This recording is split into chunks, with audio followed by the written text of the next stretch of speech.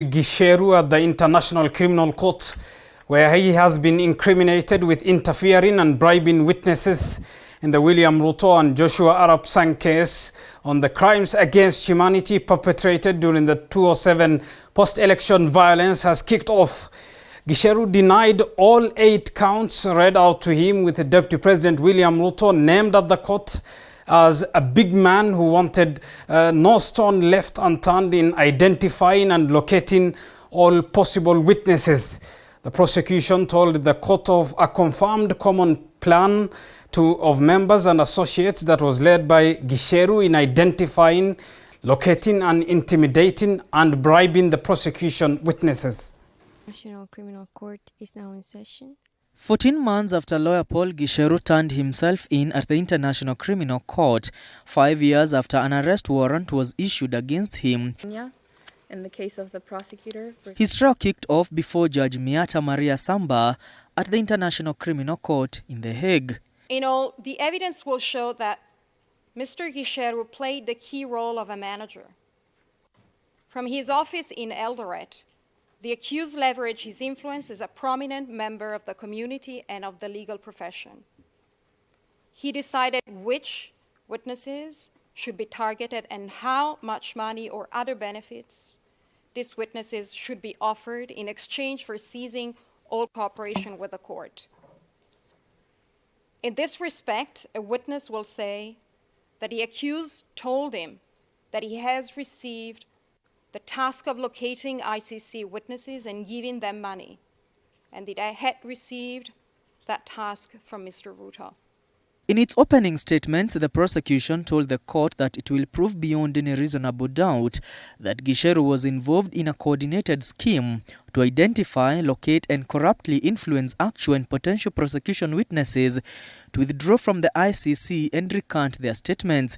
Gicheru denied all the 8 charges that were read out to him. Mr. Gicheru, can you rise, please? Now, do you understand the nature of the charges read out to you today? Yes, I do, Madam President.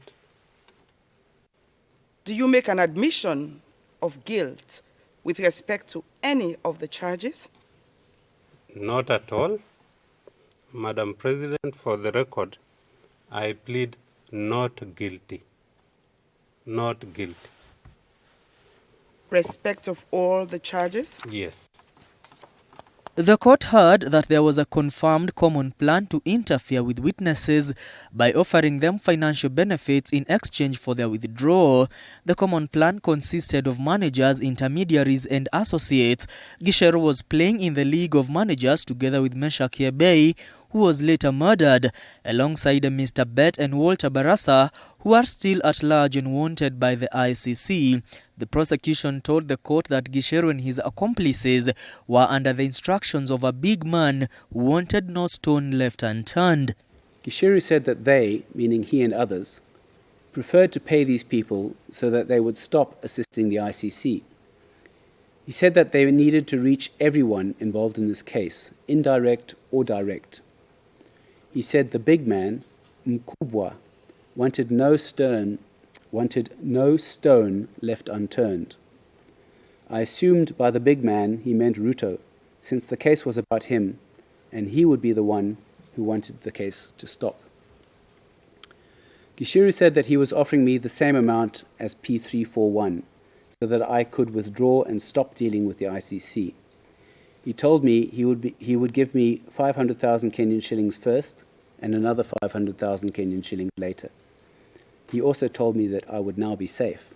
Witness P0800 took to the stand today for cross-examination, face hidden and voice distorted, where he incriminated Gicheru for bribing him with sums of money between 1 and 2 million Kenya shillings. The witness told the court Gicheru used a proxy, but they later met at his Eldoret office where the money was dished out. The witness told the court he never withdrew from the court or recanted his evidence, since he wanted justice served to the post-election violence victims. The ICC heard that witnesses were given between 40,000 Kenya shillings and 5 million to bungle the Ruto and Joshua Arap Sang case. Mwangi Maina, TV 47.